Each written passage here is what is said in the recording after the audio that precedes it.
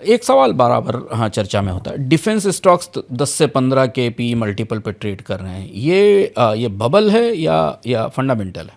देखिए, कुछ वास्तविकता, कुछ लॉजिकल बेसिस है इनमें, बिकॉज भारत सरकार साफ साफ बोल रही है, सिंदूर के बाद भारत सरकार साफ साफ बोल रही है कि हम खर्चा बढ़ाएंगे डिफेंस पे और अब हिंदुस्तानी कंपनी से हम डिफेंस का सामान खरीदेंगे। तो उस बेसिस पे डिफेंस स्टॉक्स में कुछ हद तक रैली की लॉजिक बनता है। जहाँ पे थोड़ा इलॉजिकल मुझे लग रहा है कि डिफेंस कोई छोटी मोटी चीज़ तो है नहीं, ये तो है नहीं कि मैं अपने घर के लिविंग रूम के लिए कलर टीवी ले रहा हूँ। तो Indian army, Indian navy, air force जब कुछ खरीदती है, जहाँ तक मुझे पता है, वो बहुत लंबा ट्रायल चलता है, एंड फॉर गुड रीज़न लंबा ट्रायल चलता है, बिकॉज लोगों की ज़िंदगी मौत का सवाल है, हमारे देश के सिपाहियों के ज़िंदगी मौत का सवाल है। तो लंबा ट्रायल चलता है, तो जाहिर है प्रोक्योरमेंट की जो प्रतिक्रिया है वो भी लंबी चलती है।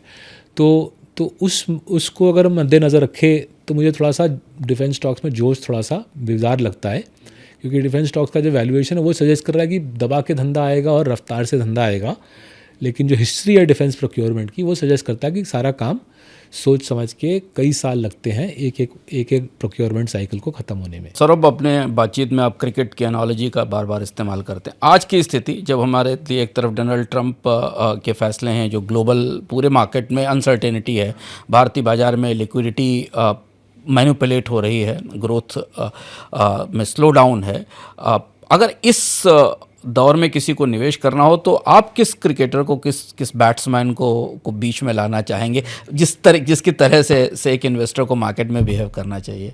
देखिए, मेरे ऑल टाइम फेवरेट रहे राहुल द्रविड़। आई थिंक राहुल द्रविड़ की जो सोचने की और क्रिकेट खेलने की शैली, और उनके केस में सोच और क्रिकेट खेलना जुड़ जाता है, वो मुझे बहुत अपीलिंग लगता है। तो आई थिंक माहौल आ गया है फिर से राहुल द्रविड़ बनने का।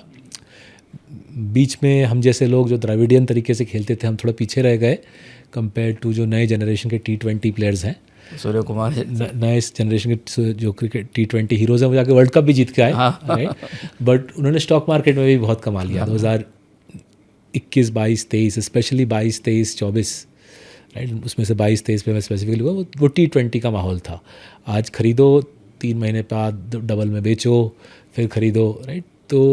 तो जब इकोनॉमी में चारों तरफ ग्रोथ दिखती है, तब T20 वाले प्लेयर का बोलबाला रहता है। गुड फॉर देम, उनको भी अपना टाइम चाहिए इन द सन। IPL हर साल आता है ना, 8 हफ्ते के लिए IPL आता है, बट बाकी जो साल के 10 महीने होते हैं, राइट, एंड बाकी जो दशक के पूरी सदी होती है, वो राहुल द्रविड़ की सदी होती है, जो शांति से